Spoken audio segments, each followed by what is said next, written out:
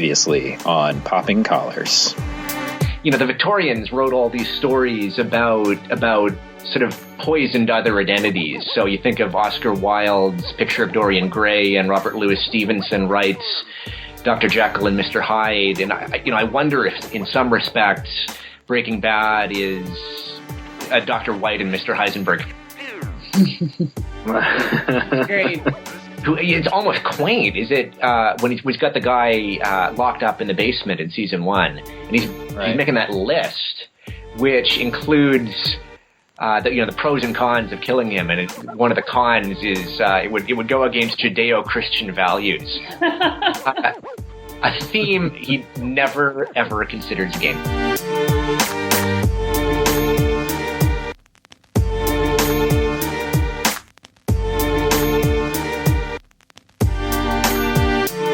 I'm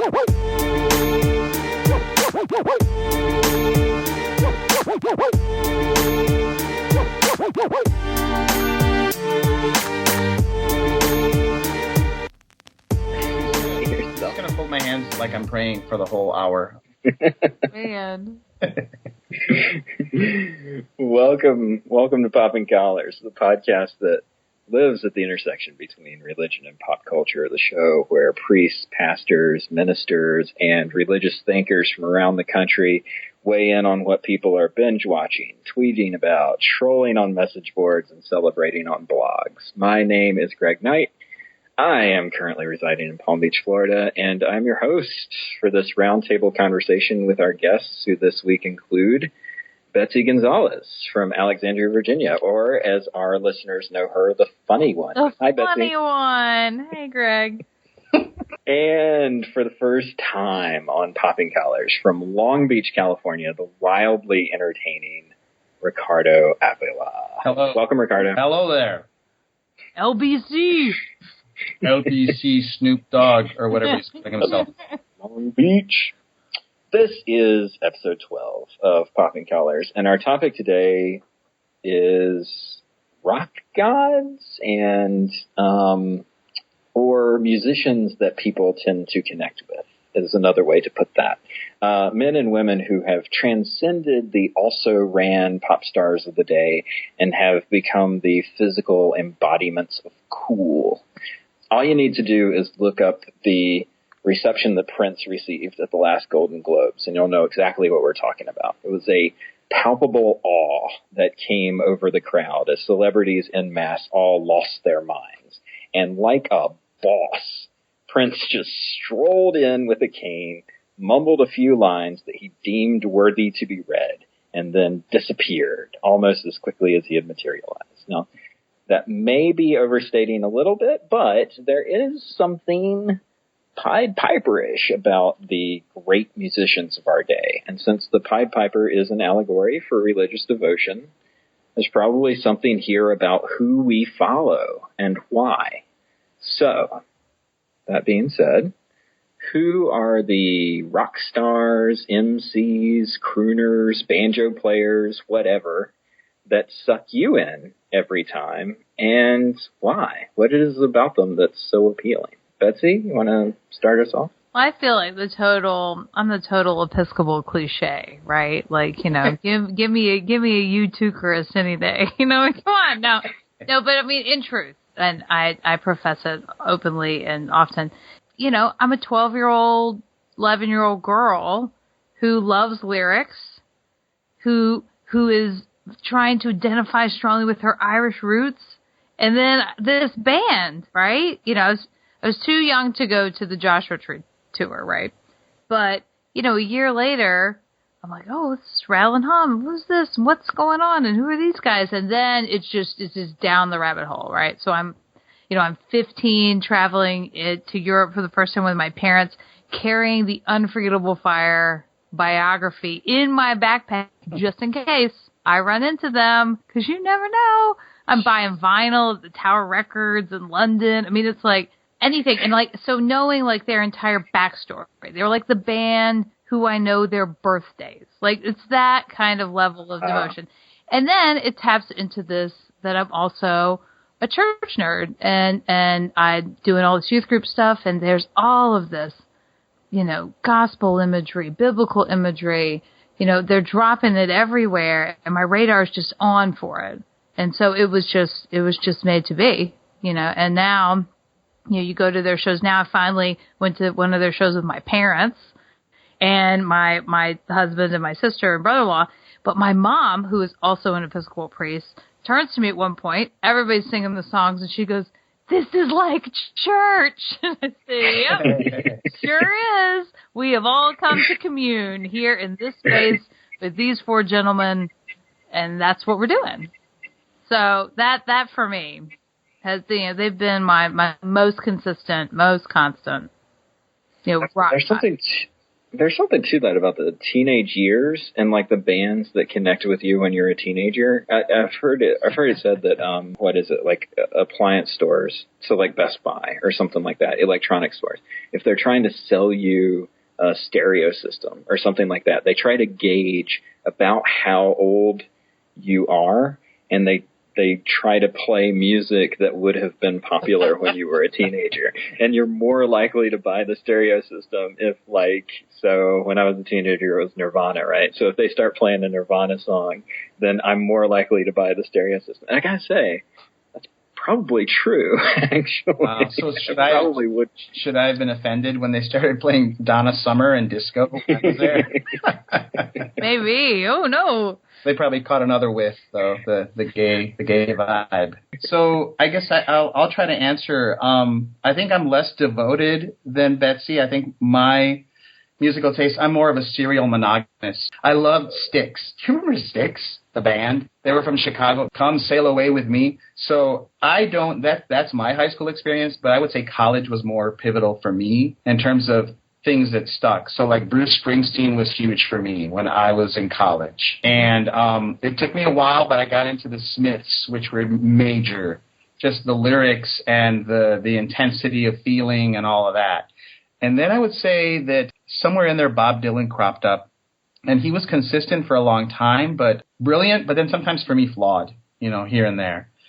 And lately, I'm 48 years old, so kind of over the hill, but the people that I go back to over and over, like I just bought tickets to the Sufjan Stevens concert, and I don't even know, this new CD isn't even out yet, but I don't care. I'm going to get it.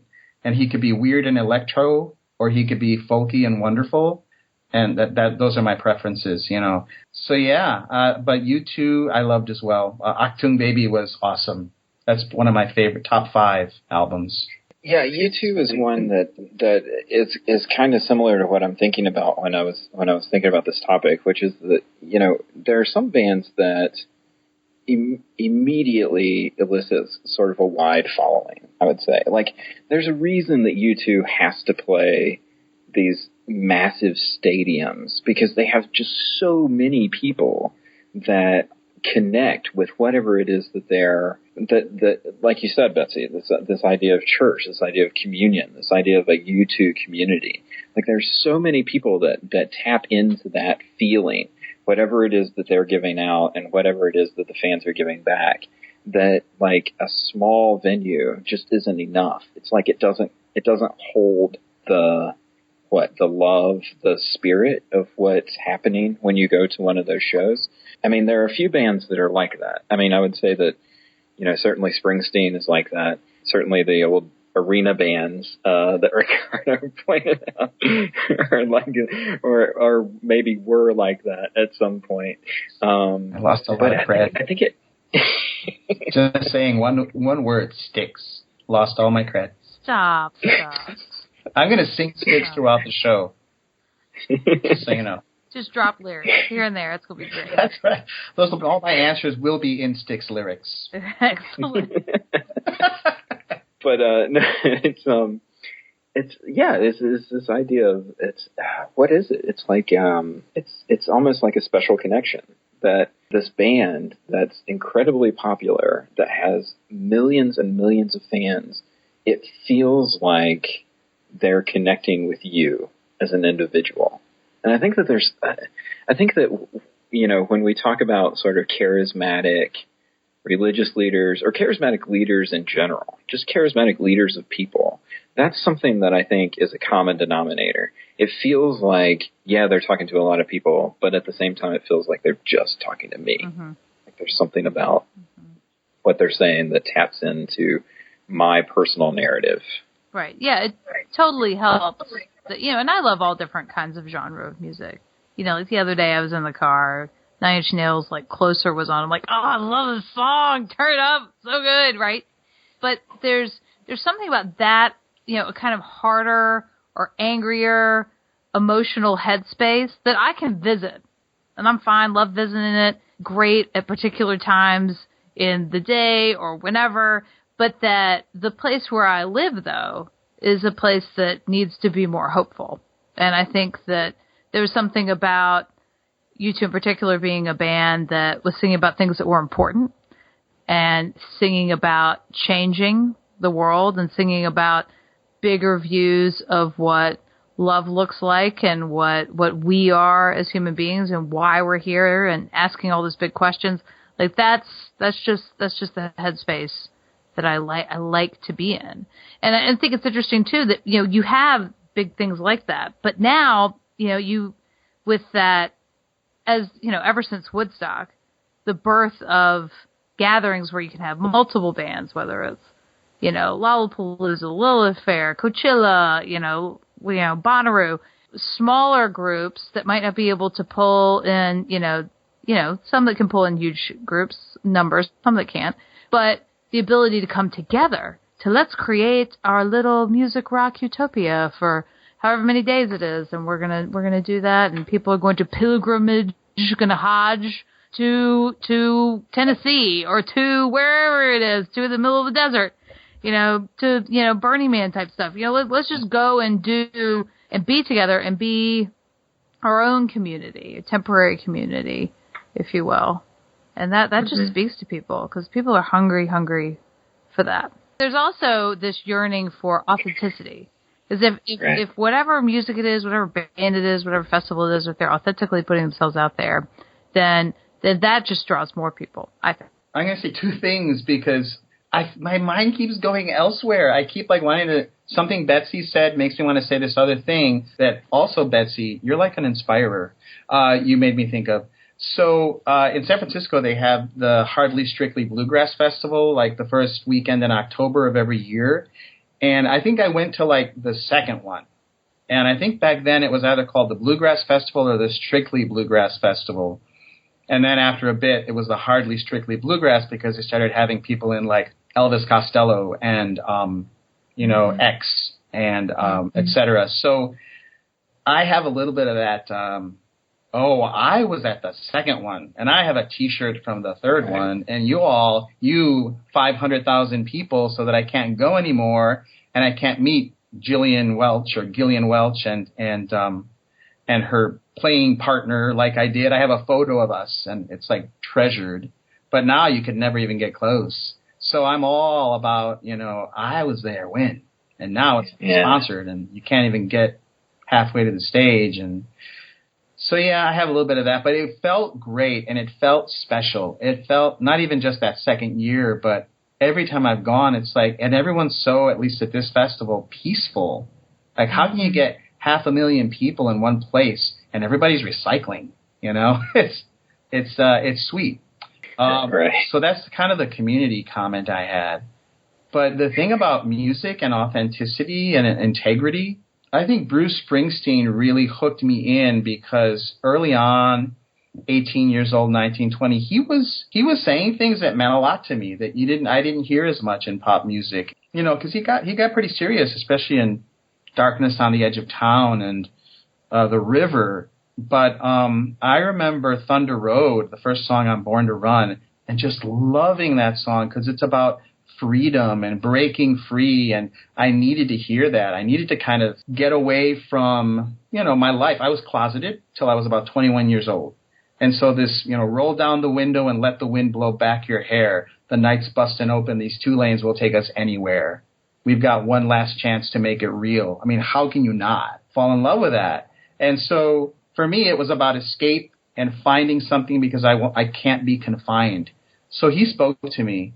And then in Darkness on the Edge of Town, there's a song called Factory, and it's about his dad. And his dad worked in a factory, and there's Independence Day on the river where he and his father never quite had a good relationship, fictional or real. But that was me and my dad. My dad worked in a steel factory in Chicago all his life, and we never connected. And so breaking free of that was crucial for me.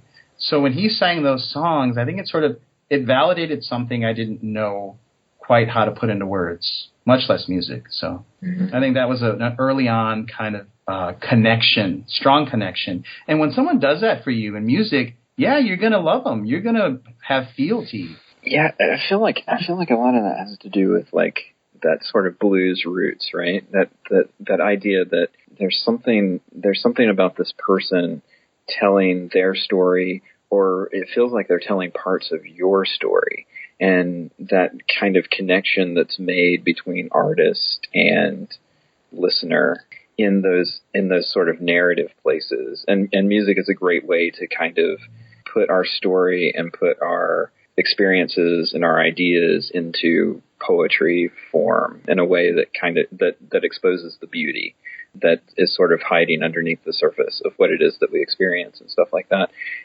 That's why I think that American music, American rock and roll is always going to be about the individual over the band. It's always going to be Bruce Springsteen and the E Street Band. It's always going to be Tom Petty and the Heartbreakers, because there's something about this personal connection, this one-on-one, that I think Americans value.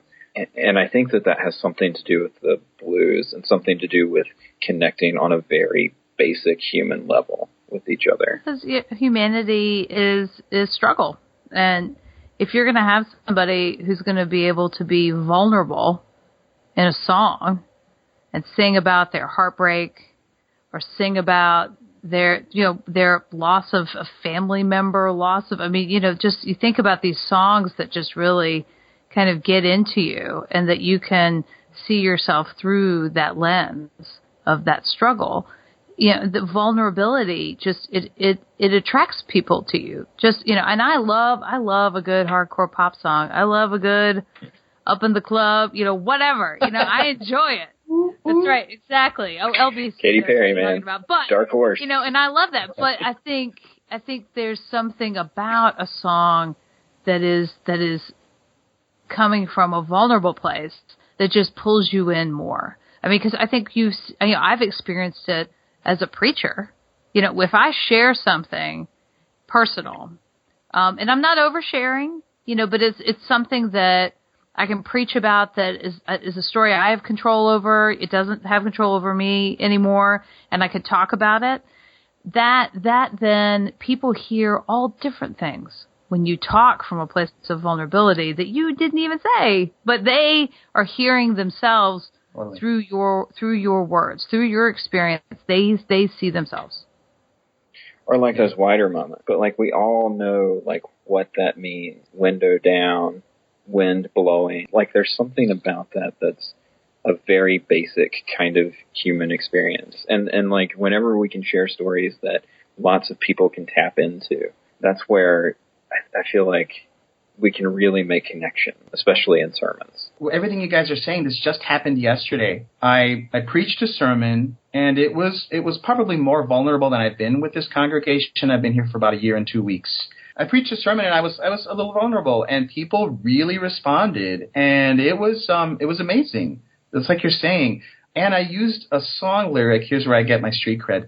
Kendrick Lamar has this newish song called I. And it's basically, I love myself. And he talks about, being plagued basically by demons, And I mentioned a scene in the video where he's hanging out of a car, and literally he looks like he's being convulsed by demons. It fit the sermon, right? And he goes from wanting to commit suicide to getting to a point where he says, I love myself. And people really responded. I think sometimes lyrics, when the vulnerable stuff with lyrics is, it can make us feel like, wow, someone else out there is feeling like I'm feeling. But on the flip side, also, I think it kind of makes our lives matter more, kind of like more cinematic or bigger, or I don't know if I'm making sense, but that's how I feel. That's how I felt with Springsteen lyrics. Folk music, right? It's called folk music for a reason. It's because it's tapping into something collective, about who we are as a people. There's a reason that this land is your land resonates with us, and it feels larger than it actually is. It's just talking about, this country and the places where people live, and yet it feels like an epic when you hear it. Right. U2 is a great example of that. Mm-hmm. Yeah. But yeah, they just had the Super Bowl ad that had like all of the verses to "This Land Is Your Land" in it, and it was sung in a different way by somebody else, and the visuals, and it really pulled me right in.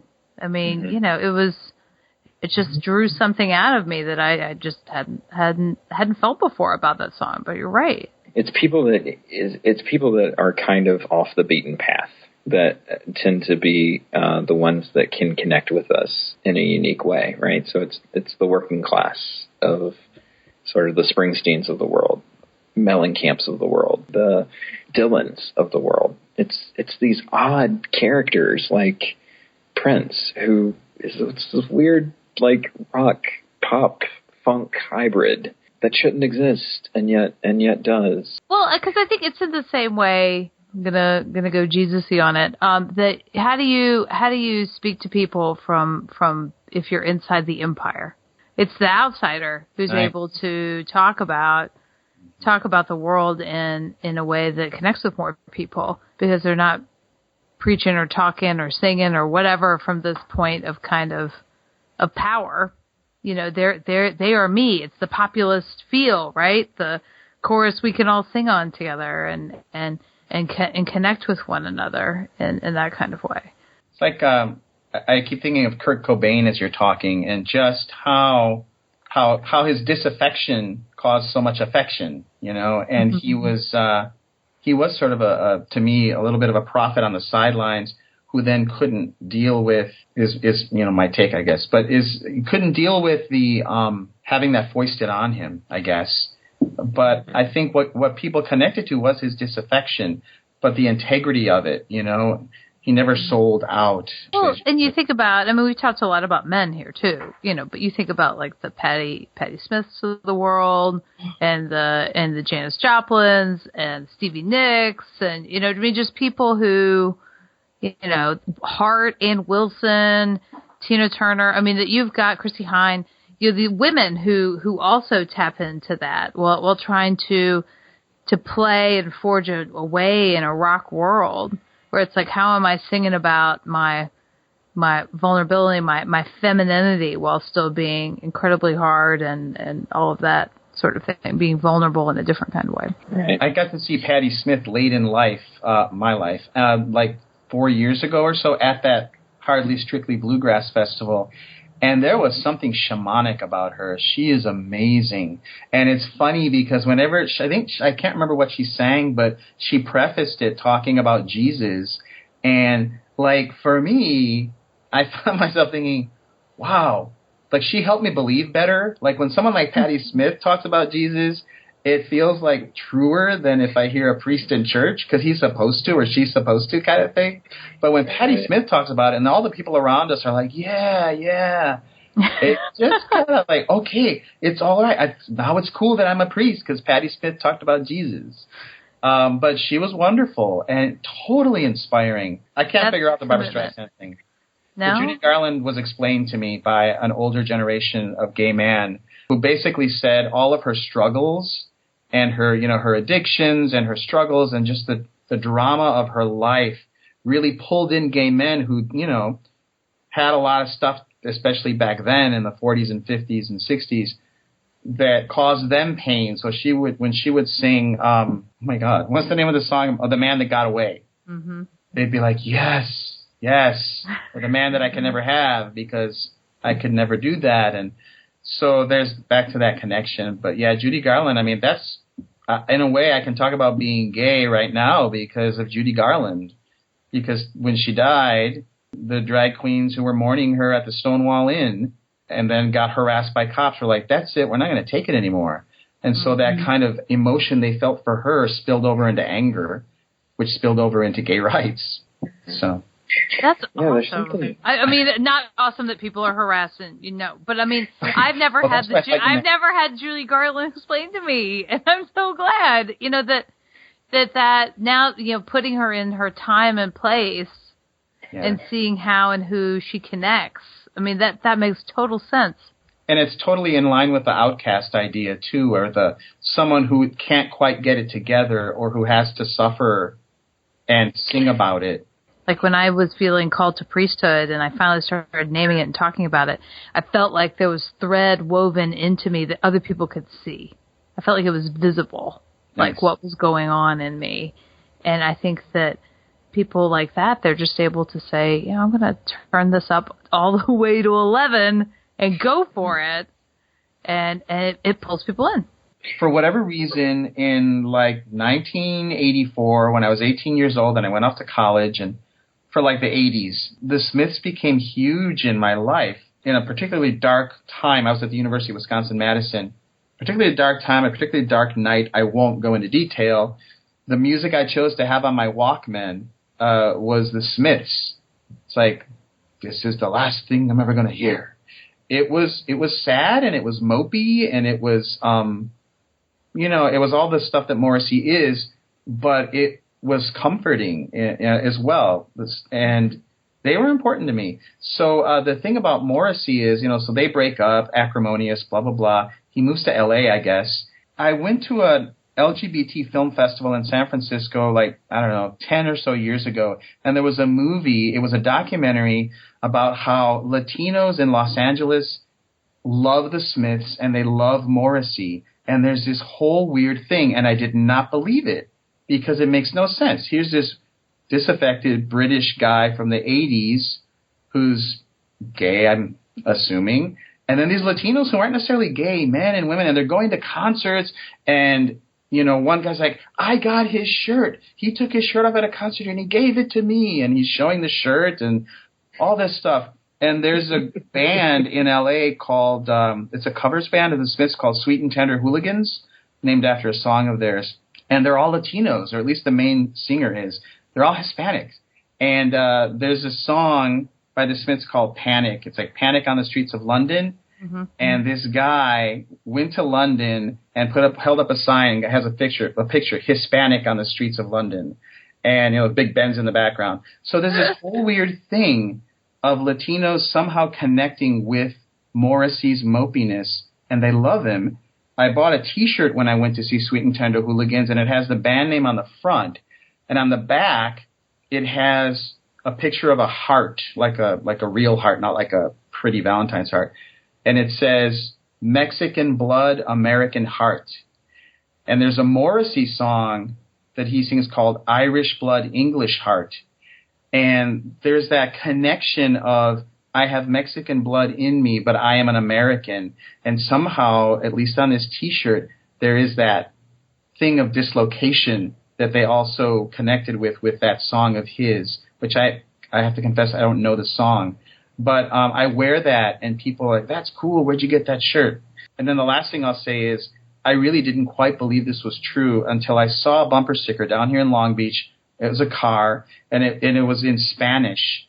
And it's like, Yo amo a Morrissey, or something. It was a bumper sticker, and I tried to see who was in the driver's seat, and it was like a 22-year-old Latina, like with lipstick and like all this stuff. She was like a chica, and she loves the Smiths, and I just don't get it, but I love it.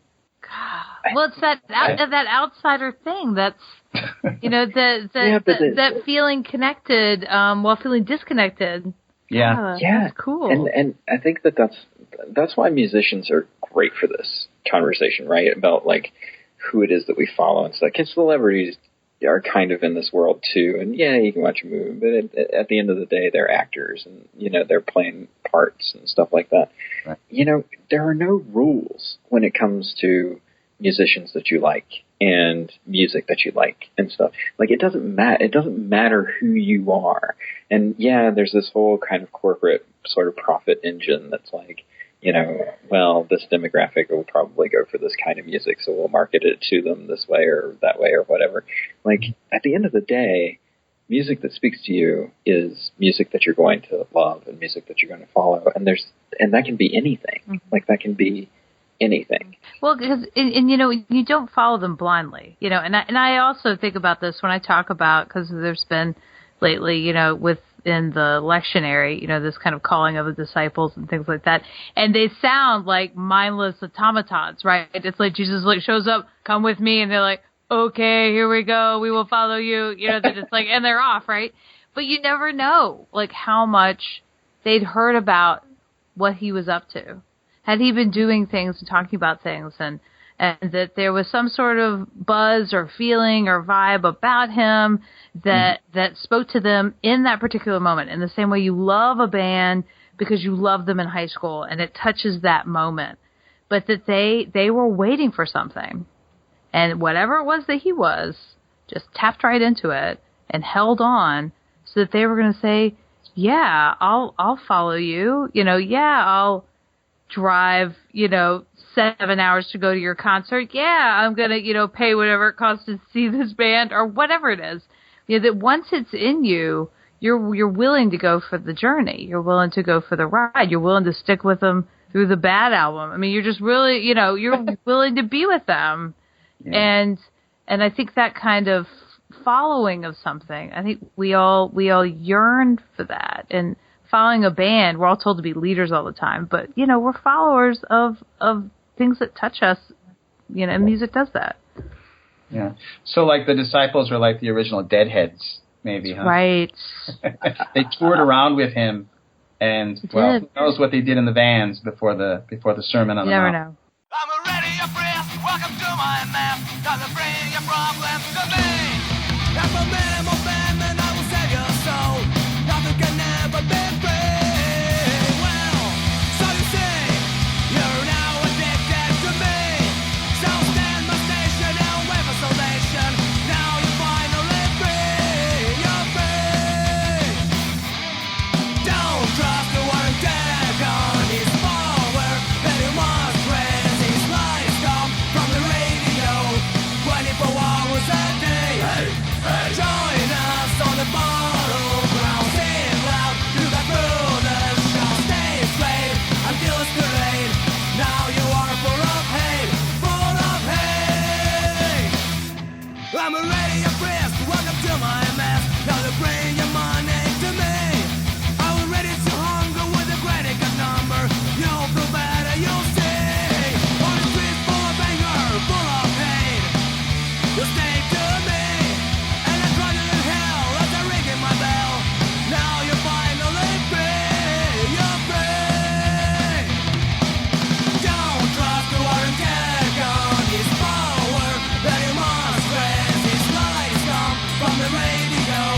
24 hours a day. Hey, hey. Join us on the battleground. Sing loud, you got brothers shall stay straight until it's too late.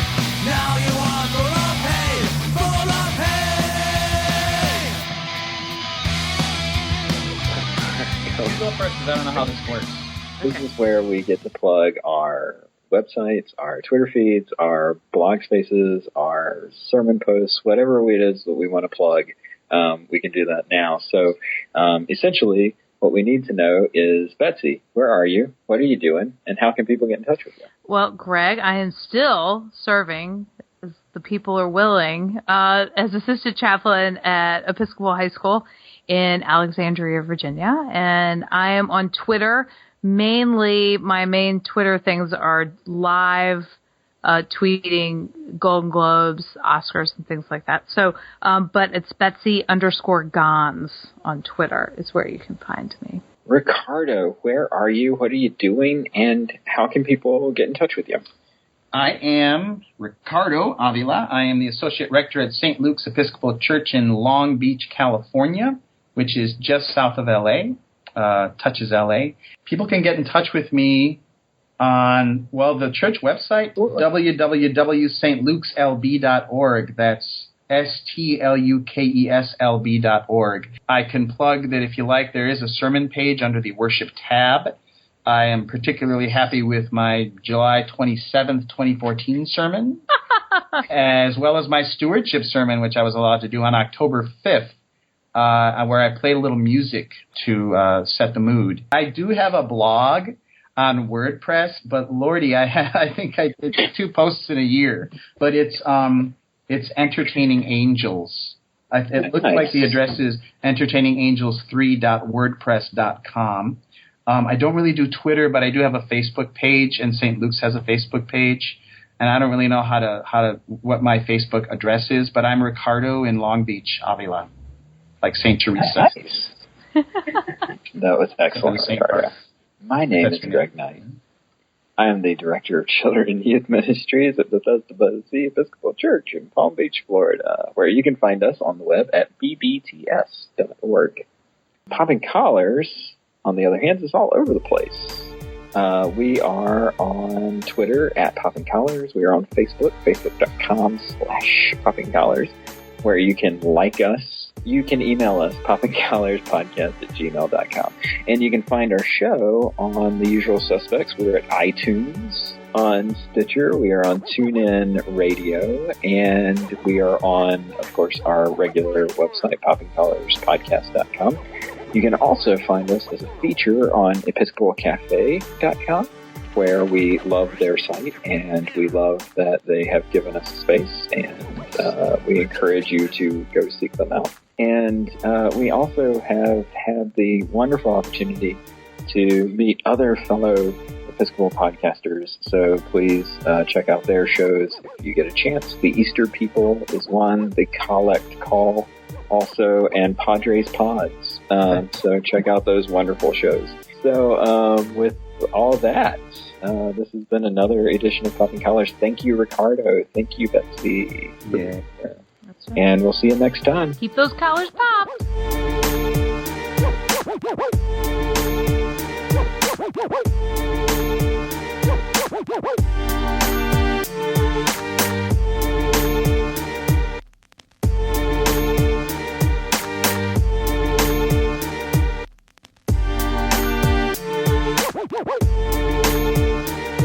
Woo!